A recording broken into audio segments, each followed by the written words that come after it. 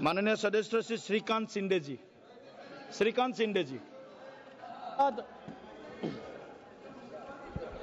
सभापति महोदय कि आपने मुझे इस बहुत ही महत्वपूर्ण बिल पर बोलने का अवसर दिया।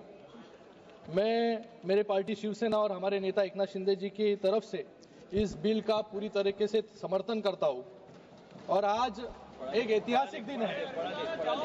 अरे बैठिए बैठिए, अरे हो गया।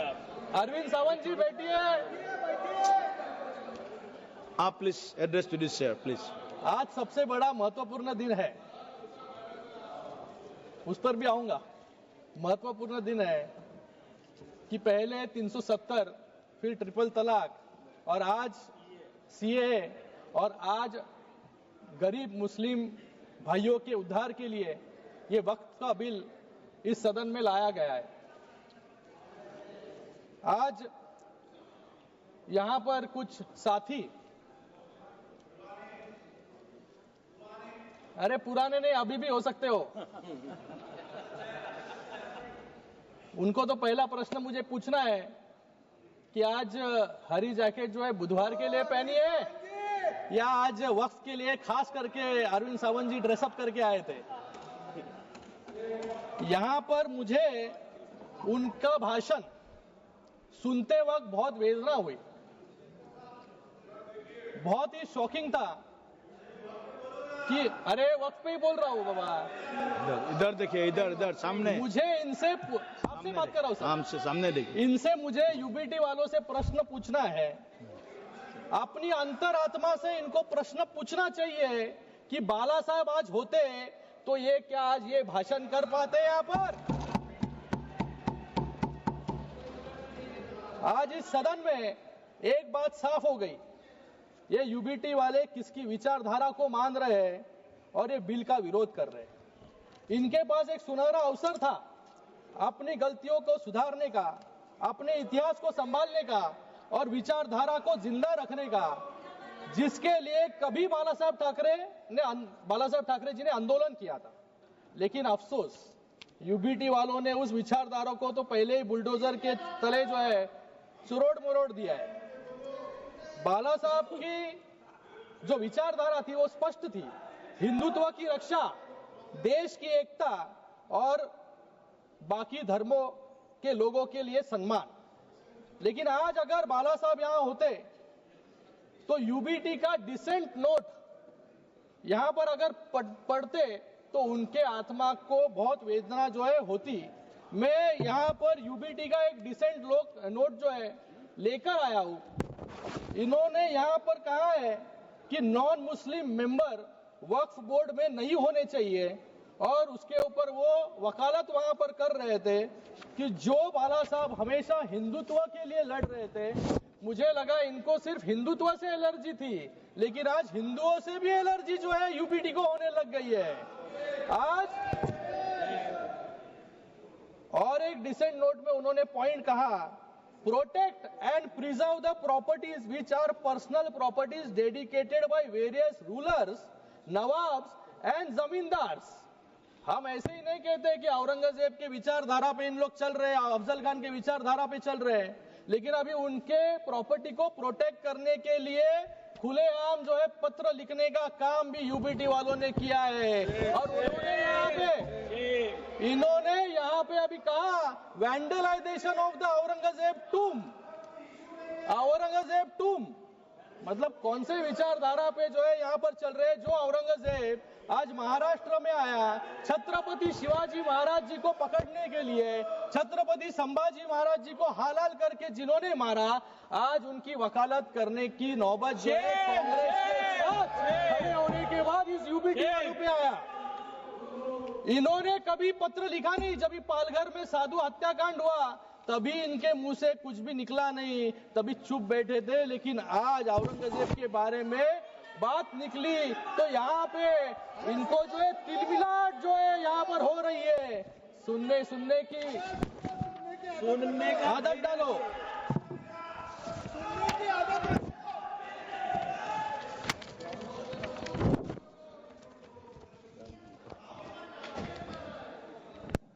मैं यहाँ पर इन्होंने और कहा है यहाँ पर 370 कलम हटाने के बाद कश्मीर में क्या हुआ? बाला साहब ठाकरे जी जब भी थे तभी उन्होंने कहा कि मुझे एक दिन अगर प्रधानमंत्री बनाएंगे तो सबसे पहले मैं 370 कलम को हटाऊंगा। आज वो 370 कलम को यहाँ पर क्यों हटाया, ऐसा प्रश्न पूछने का काम यहाँ पर कर रहे हैं। और उसी के साथ में राम मंदिर के बारे में भी कहा इन्होंने कि जो सपना बाला साहब ने देखा था राम मंदिर का, कि राम मंदिर बनाने के बाद क्या हुआ, ये भी प्रश्न पूछने की नौबत जो है आज यूबीटी पे आ गई है। मुझे लगता है कि आज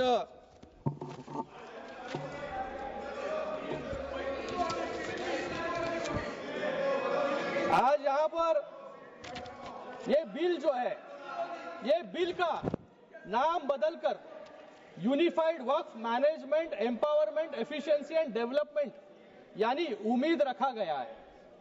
ये उम्मीद सिर्फ एक शब्द नहीं, यह इस कानून का सार है, इस कानून का आधार है, क्योंकि यह उम्मीद देता है उन सभी गरीब मुस्लिम समुदाय के लोगों को जिनका अधिकार वक्फ के आड़ में छीन लिया गया और उसको भ्रष्टाचार और लूट का साधन बना दिया गया। मैं विपक्ष के मित्रों का दर्द समझ सकता हूं, क्योंकि जब भी देश को उनसे उम्मीद दिखी तब उन्होंने देश को और मुस्लिम समुदाय को निराशा देने का काम किया। जिस समुदाय ने आंख बंद करके इनको वोट दिया, लेकिन उनको सिर्फ वोट बैंक बनाकर छोड़ देने का काम जो है इस कांग्रेस वालों ने, विपक्ष वालों ने किया। ये यहाँ पर हमेशा सब एक लोकसभा के वक्त भी लोगों में भ्रम फैलाने का काम इन्होंने किया, संविधान खतरे में, संविधान खतरे में। आज भी लोगों में भ्रम फैलाने का काम कर रहे हैं कि वक्फ की जमीनें जो है सरकार ले लेगी। लेकिन आज यहाँ पर वक्फ बाय यूजर, यहाँ पर एक अमेंडमेंट लाया गया कि जो ये बिल आने के बाद इसके पहले के सभी वक्फ जो अनडिस्प्यूटेड प्रॉपर्टीज है वो वक्फ पे रहेंगे। तो यहाँ पर कोई सवाल उठता नहीं है कि सरकारें उस वक्फ की जमीन को लेने की कोशिश कोई कर रहे हैं, लेकिन सिर्फ लोगों में भ्रम फैलाने का काम कुछ लोग यहाँ पर कर रहे हैं। मैं इन लोगों को याद दिलाना चाहूंगा, जब शाहबानो ने इस कांग्रेस से न्याय मांगने की उम्मीद की, कोर्ट ने शाहबानो को न्याय देने का काम किया, लेकिन इस सदन में ही इस कांग्रेस ने उनसे न्याय जो शाहबानो जी मांग रहे थे वो छीनने का काम इन्होंने ही किया। जब जम्मू कश्मीर की जनता ने आर्टिकल 370 हटाने की मांग की, तभी सिर्फ मुखदर्शक बनते ये कांग्रेस वाले रह गए, आतंकवाद को बढ़ते हुए देखते। जब 2006 में मुस्लिम समुदाय के उत्थान के लिए जब सच्चर कमेटी रिपोर्ट लाई गई, 8 साल तक उस कमेटी के रिपोर्ट को इंप्लीमेंट इन्होंने नहीं किया। जब मुस्लिम महिलाओं ने ट्रिपल तलाक से हो रही उत्पीड़न को रोकने के लिए इनसे गुहार लगाई, तब भी ये वोट गिनती में रह गए। और आज नरेंद्र मोदी जी के एनडीए सरकार में 370 भी हटाया, महिलाओं के आंसू पोंछने का भी काम किया। और आज ये बहुत ही ऐतिहासिक पूर्ण बिल लाकर आज मुस्लिम समाज के लोगों को भी, सर अभी तो शुरू किया है मैंने, I am the only speaker, Muslim समाज के लोगों को न्याय देने का काम भी यहां पर किया है। ये अपीसमेंट नहीं बल्कि अपलिफ्टमेंट की दिशा में उठाया गया एक बड़ा कदम है। ये वोट के लिए नहीं, वतन के लिए काम होता है। ये विधेयक किसी के साथ धोखा नहीं बल्कि हर वर्ग के साथ न्याय का माध्यम है। ये विधेयक मजहब की दीवार नहीं, विकास का द्वार बनाता है। और शायद इसलिए विपक्ष के साथी इतना जोर लगा रहे हैं कि इसको रोकने के लिए। मुझे इनसे पूछना है कि इन वक्फ की जमीनें जो लाखों एकड़ में है, 36 लाख एकड़ जमीन है, एक भी उदाहरण इनको देने के लिए मैं चैलेंज करता हूं कि जहां पर अच्छे स्कूल बने, अस्पताल बने हैं या स्किल सेंटर बने हैं या कॉलेजेस बने हैं, जिससे मुस्लिम बहनों को या स्टूडेंट्स को वहां पर मार्गदर्शन मिला हो या नौकरी मिली हो, ये एक भी उदाहरण नहीं है। गए 5 सालों में वक्फ की जमीनें बढ़ती गई, डबल हो गई, लेकिन इनकम जो है कम होते गया। जैसे किरण रिजिजू ने यहाँ पर कहा कि सिर्फ इतने सालों में 163 करोड़ 163 करोड़ रुपए रेवेन्यू, इतने लाखों एकड़ जमीन से। मतलब भ्रष्टाचार जो है इन जमीनों पर इतने सालों तक चलते आ रहा था, वो भ्रष्टाचार कंट्रोल करने के लिए, ट्रांसपेरेंसी लाने के लिए आज ये बिल आया है, तो इनके पेट में जो है दर्द यहाँ पर हो रहा है. हसताय काय तुमच्यावरती लोक हसणार आता.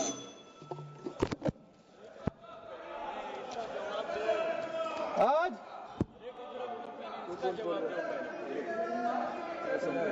मैं यहाँ पर कुछ उदाहरण देना चाहूंगा.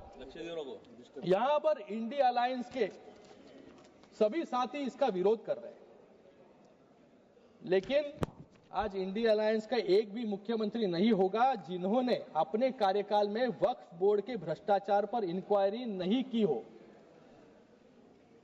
हमेशा ये अनकॉन्स्टिट्यूशनल वाक्य जो है यहाँ पर बोलते रहते हैं. मैं कुछ उदाहरण यहाँ पर देना चाहूंगा. 2011 में ये तृणमूल कांग्रेस की सरकार बंगाल में थी और कांग्रेस केंद्र सरकार में थी, और ममता बनर्जी ने बंगाल में 1000 करोड़ के वक्फ घोटाले की सीबीआई जांच की मांग की थी.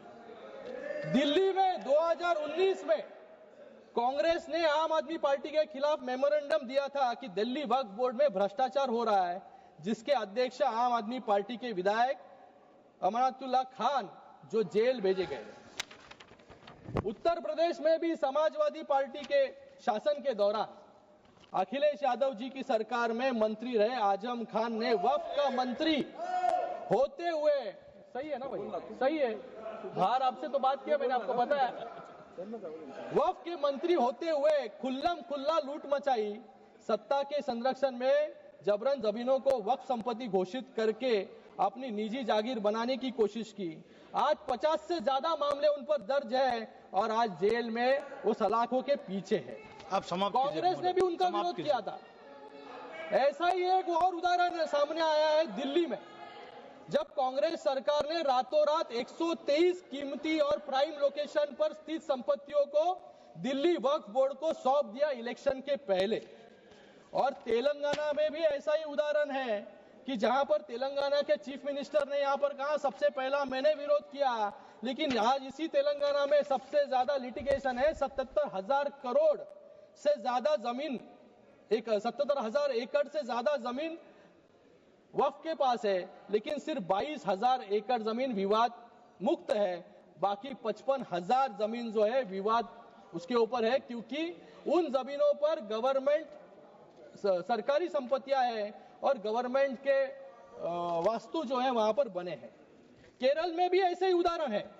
तो मुझे लगता है कि ये जो विपक्ष इसका घड़ी घड़ी विरोध कर रही है, ये विरोध जो है, ये विरोध सिर्फ अपने पाप छुपाने के लिए यहां पर कर रहे हैं, क्योंकि पूरे पाप अब उजाले में आ जाएंगे. उन्हें डर है कि वक्फ के नाम पर की गई लूट, अवैध कब्जे और राजनीतिक सौदेबाजी अब दस्तावेजों में दर्ज हो जाएगी और जनता की अदालत में उनकी पोल खुल जाएगी. इसलिए पूरे जोरों शोरों से जो है विरोध करने का काम यहाँ पर कर रहे हैं. सर समाप्त कीजिए महोदय. समाप्त.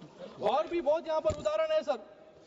यहाँ पर कुछ लोगों का मैं भाषण सुन रहा था सर. यहाँ पर गौरव गोगोई जी कह रहे थे कि लोग रिफॉर्म ला रहे हैं, बिल से समस्या बढ़ेगी.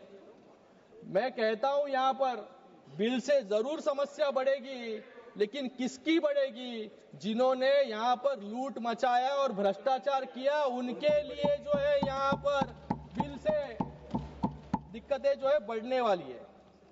यहाँ पर इन्होंने कुछ कहा कि अंग्रेजों के लिए मर्सी पिटीशन लिखा था. मैं यहाँ पर यूबीटी वालों से पूछना चाहूंगा कि बाजू में बैठ के जिन्होंने सावरकर जी को गाली देने का काम किया, उनके ऊपर प्रश्न पूछने का हिम्मत इन पे नहीं है. लेकिन ये भूल गए अफजल गुरु के लिए किसने पिटीशन दायर की थी, किसने जो है अफजल गुरु को. समाप्त कीजिए आप प्लीज. Please conclude. मैं यहाँ पर अपनी बात समाप्त करने से पहले, ये जो बिल है 2011-12 में 25% मुसलमान गरीब रेखा से नीचे थे। ये आंकड़ा सिर्फ एक संख्या नहीं बल्कि एक कड़वा सच है जो दशकों से चली आ रही उपेक्षा और तुष्टीकरण की नीतियों का परिणाम है। वक्फ संशोधन विधेयक 2025 इस दिशा में एक क्रांतिकारी कदम है। यह बिल न तो किसी समुदाय के खिलाफ है, न ही किसी के धार्मिक भावनाओं को ठेस पहुंचाने के लिए है। यह बिल पारदर्शिता लाने का वादा करता है। ये वक्फ संपत्तियों को अवैध कब्जों से मुक्त करने का संकल्प लेके आता है। धन्यवाद माननीय महोदय, और धन्यवाद। सबसे बढ़कर एक लाइन में खत्म। सबसे बढ़कर ये उन मुसलमानों को सशक्त बनाने का रास्ता खोलता है जिन्हें सालों तक कमजोर रखा गया। वक्फ की संपत्तियों जो मुस्लिम समुदाय के कल्याण के लिए थी, लंबे समय से भ्रष्टाचार, कुप्रबंध और अतिक्रमण की भेंट चढ़ती रही। इस बिल के जरिए सरकार ये सुनिश्चित करना चाहती है कि इन संपत्तियों का सही इस्तेमाल हो, शिक्षा के लिए, रोजगार के लिए, गरीबी से जूझ रहे मुस्लिम भाई बहनों के उत्थान के लिए। ये बिल मुसलमानों को मजबूत करने का औजार है, न कि उनका हक छीनने का कोई यहाँ पर धन्यवाद हमारा विचार है। मैं एक शेर समाप्त करूंगा। देश की उन्नति के लिए नए वक्त के साथ चलना होगा। देश के उन्नति के लिए नए वक्त के साथ चलना होगा और मुसलमान भाइयों और बहनों की तरक्की के लिए नए वक्फ के साथ आगे बढ़ना होगा। धन्यवाद। धन्यवाद।